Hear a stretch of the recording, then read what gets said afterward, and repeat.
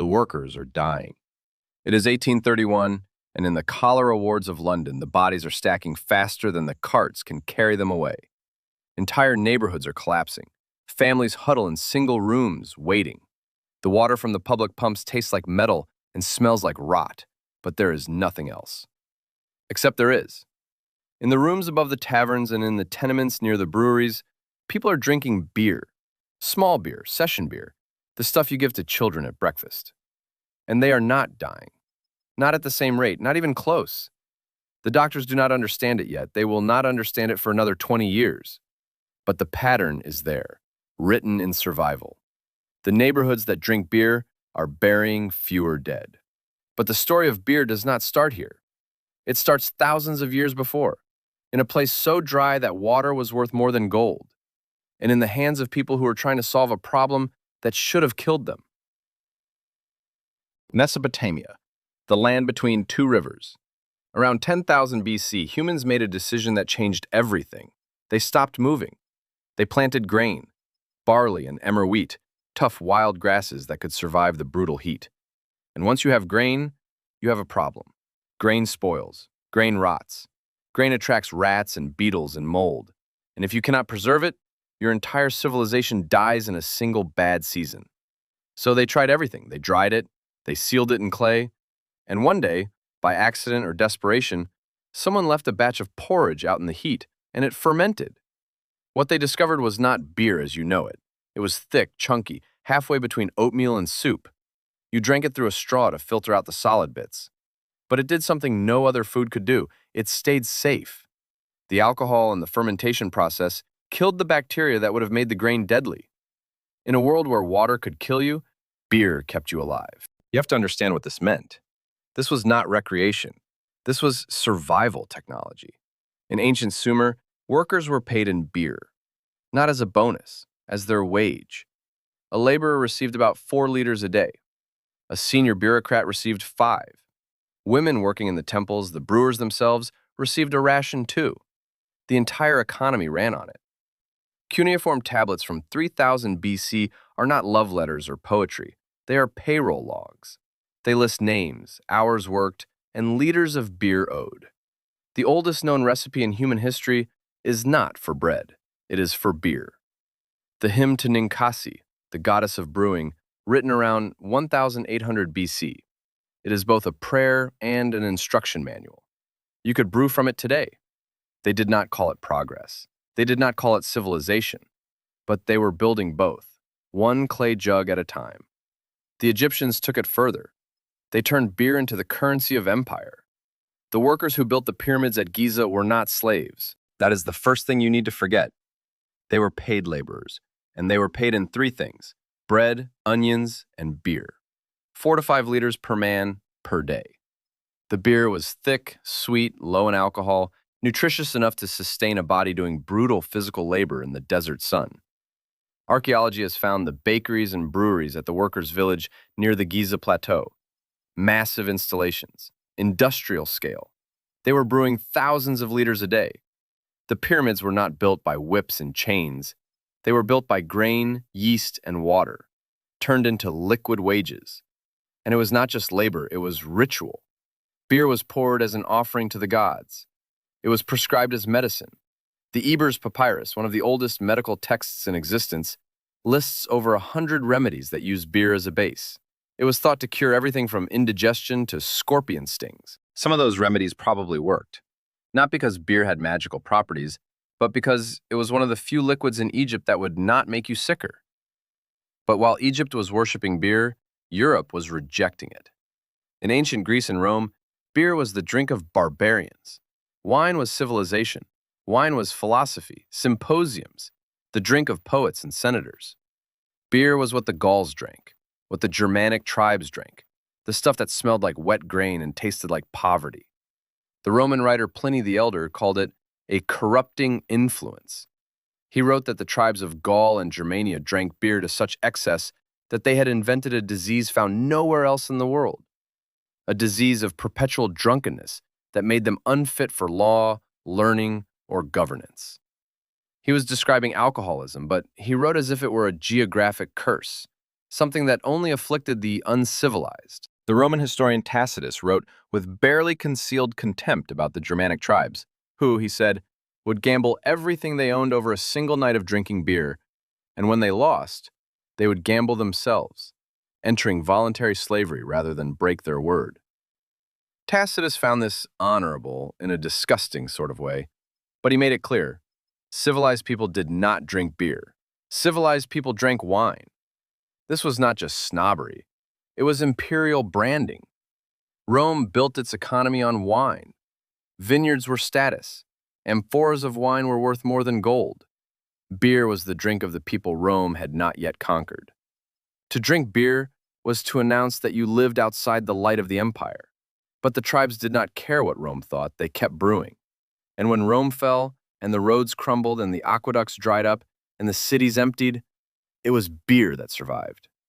The Catholic Church saved it. That is the sentence you were not expecting. But in the chaos of the early Middle Ages, as warlords and plagues tore Europe apart, the monasteries became the last places where knowledge was preserved. Monks copied manuscripts, they grew medicinal herbs, they bred better crops, and they brewed beer, not for profit, for survival. Monasteries were self-sufficient communities. They needed calories, they needed clean hydration. And in a world where rivers ran with human waste and wells were contaminated, beer was the safest thing you could drink. The monks elevated it. They refined it.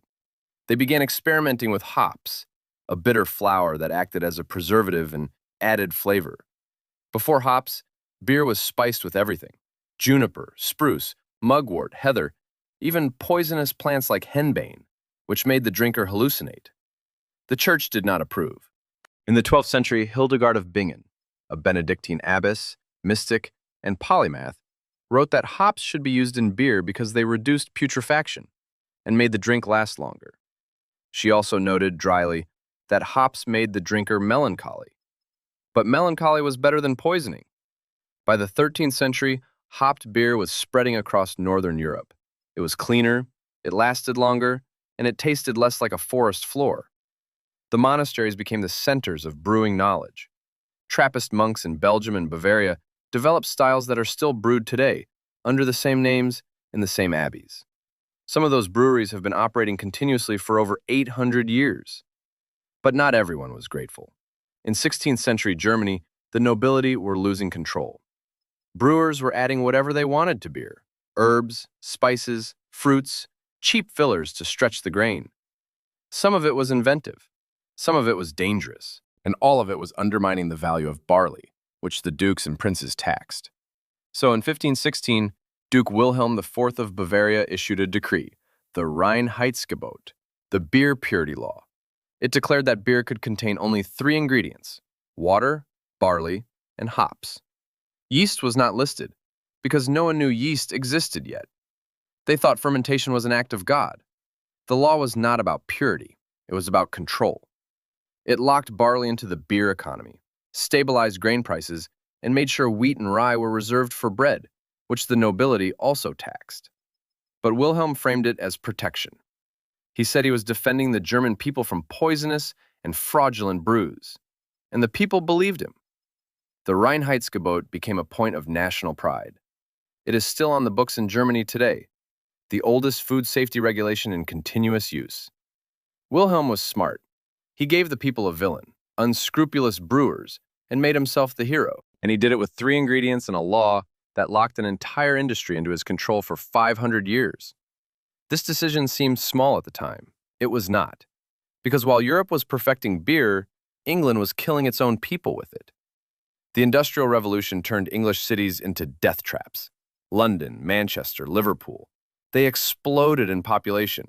Factories needed workers. Workers needed housing. Housing was thrown up fast and cheap, packed into rookeries where 10 families shared a single building with no sewers, no ventilation, and 1 communal water pump that drew from a well 20 feet from a cesspit. The water was gray. It tasted like metal and sewage. And it was full of cholera, typhoid, and dysentery. People knew the water was bad, so they drank beer. Everyone drank beer. Men, women, children. A typical London laborer drank a gallon a day. Not because they were alcoholics, because beer was boiled during brewing. and boiling killed the bacteria. Beer was safer than water. It was liquid bread. It kept you alive, but it also kept you docile. A workforce drinking beer all day was a workforce that was too tired, too foggy, too sick to organize. The factory owners knew this. They encouraged it. Some factories paid part of wages in beer tokens, redeemable only at the company-owned pub. The system was called Tommy shops, and it locked workers into a cycle of debt, drunkenness, and exhaustion. And then the water got worse. The cholera outbreaks began in 1831, then 1848, then 1854, the worst one. Tens of thousands dead, entire streets emptied. The Broad Street pump in Soho became the center of an outbreak that killed over 600 people in 10 days. A physician named John Snow mapped the deaths, traced them back to the pump, and removed the handle. The dying slowed. Snow proved that cholera spread through water, not air. It was one of the founding moments of epidemiology. But here's what the records also show. The workers at the brewery on Broad Street, 70 men who worked within 100 yards of the poison pump, did not get sick. Not one. The owner gave testimony later. He said his men drank only the beer they brewed on site, and they drank a lot of it, several pints per shift as part of their pay. They never touched the pump water. The beer saved them. Separate the natural cause from the human choice. Cholera was nature, but the scale of the dying was policy. London had the wealth and the engineering knowledge to build a clean water system decades earlier. They chose not to. They let the poor drink from contaminated wells because cleaning the water would cost money. And the people dying were not the people who mattered. A member of parliament named Edwin Chadwick published a report in 1842 documenting the death rates in the slums. He called the conditions morally and economically intolerable. The government did nothing for another decade. The Thames became an open sewer. In 1858, the summer was so hot and the river so foul that the smell invaded Parliament itself. They called it the Great Stink. Only then, when the wealthy could smell the death they had been ignoring, did they fund the sewer system. Think about that for a second. The same liquid that kept the workers alive was also the proof that the system had abandoned them. Beer was survival. But survival should not have been necessary. By the 1860s, Louis Pasteur had proven that yeast caused fermentation and that heating beer could kill spoilage organisms without ruining flavor. Pasteurization. It made beer stable, shippable, industrial. And the industry exploded. In 1880, there were over 4,000 breweries operating in the United States. By 1900, German immigrants had brought lager to America, a cleaner, crisper style that required refrigeration and precision. Adolphus Busch, a German immigrant in St. Louis, pioneered the use of refrigerated rail cars and bottling lines. He turned beer into the first truly national consumer product in America. Budweiser was not marketed as an immigrant drink. It was marketed as the king of beers, red, white, and blue, for everyone. And then America tried to kill it. Prohibition. The 18th Amendment. Ratified in 1919 and forced in 1920, 13 years of a failed moral crusade that destroyed an industry, funded organized crime, and poisoned thousands. The temperance movement had been building for decades, driven by Protestant churches, women's groups who had watched alcohol destroy families, and nativists who hated the German and Irish immigrants who brewed and drank beer. They framed alcohol as a foreign contamination, un-American, the drug of the enemy. When World War I broke out and America went to war with Germany, the prohibitionists seized the moment. They called beer Kaiser brew. They said drinking it was unpatriotic. Some states banned the German language in schools. Brewers with German names anglicized them or shut down entirely. The Anti-Saloon League published cartoons showing the Kaiser toasting with a stein while American soldiers died in the trenches. It was propaganda, and it worked. The Volstead Act banned the manufacture, sale, and transport of any beverage containing more than 0.5% alcohol. Breweries across the country closed overnight. Thousands of jobs gone. Entire neighborhoods that had been built around brewing collapsed. Some brewers pivoted. They made near beer, malt syrup for baking, ice cream, ceramics. Coors made malted milk. Yuengling made ice cream so good they still sell it in Pennsylvania today. Anheuser-Busch survived by making baker's yeast, malt extract, and a non-alcoholic drink called bevo, but most did not survive. And the drinking did not stop. It went underground. Speakeasies, bathtub gin, moonshine that could blind you or kill you. The government poisoned industrial alcohol to deter drinking, and people died by the thousands from methanol poisoning. Organized crime took over distribution. Al Capone made an estimated $60 million a year from illegal alcohol. The murder rate in major cities spiked. Corruption infected every level of law enforcement. Judges, cops, and politicians were on the take. Prohibition created the very chaos it claimed to prevent. By 1933, it was clear the experiment had failed.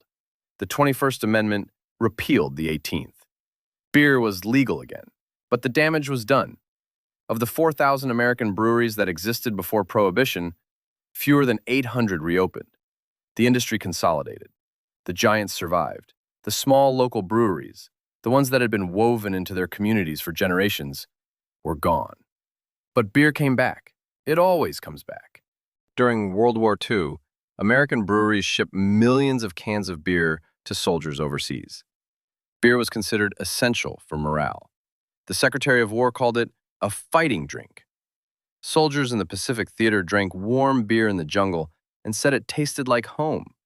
When they came back, they wanted the same light lagers they had drunk in uniform, cold and easy and consistent. The big breweries gave it to them.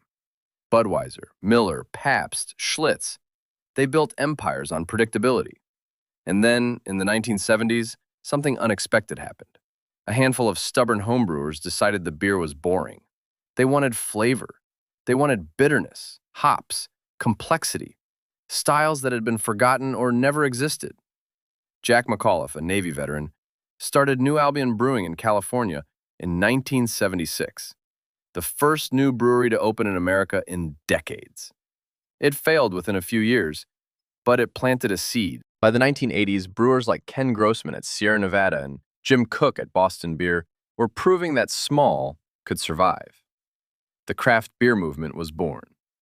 Today, there are over 9,000 breweries operating in the United States, more than at any point in American history.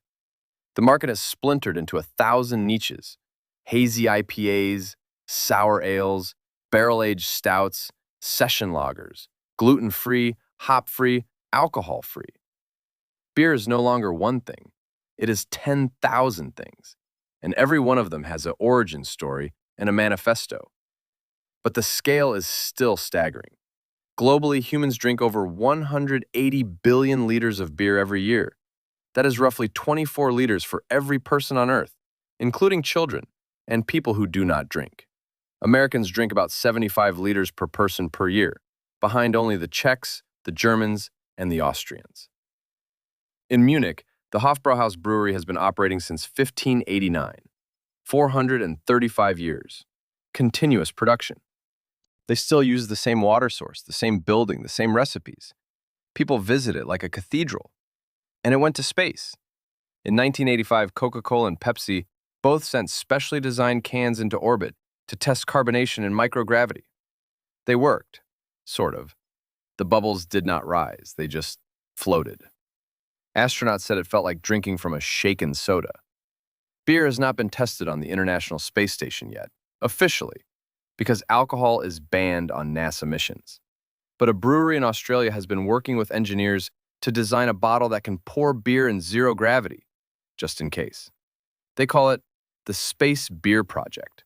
The tagline is, because one day, someone is going to want a beer on Mars. Think about that for a second. We have gone from clay jugs in the Mesopotamian desert to orbital carbonation experiments. From workers paid in beer rations to astronauts designing bottles for Mars. The drink has not changed. Grain, water, yeast, heat. The same process that kept the Sumerians alive is the same process happening in a stainless steel tank in Brooklyn right now. But here's what you need to sit with. Beer is not just a drink. It has never been just a drink. It was the reason humans stopped moving and built cities. It was the wage that raised the pyramids. It was the medicine that saved lives when nothing else could. It was the excuse empires used to call each other barbarians. It was the monopoly that funded kings. It was the safe liquid that kept London's workers alive while their government let them die. It was the product America banned, poisoned its own citizens to enforce, and then brought back because the violence was worse than the drinking. It was the thing soldiers asked for in the jungle because it tasted like home. Every time you open a bottle, you are holding the end of a chain that stretches back 10,000 years. The workers on the Giza Plateau drank this. The monks in the scriptoriums drank this. The freezing soldiers in the Ardennes drank this. The workers who survived the cholera pump drank this. You are drinking the same thing they did: grain, water, yeast, and time. You will never look at beer the same way again. Drop a comment and tell us which moment surprised you most. The workers at the Broad Street Brewery who survived cholera because they never touched the water. The pyramids being built on beer rations. Or the space bottle designed for Mars.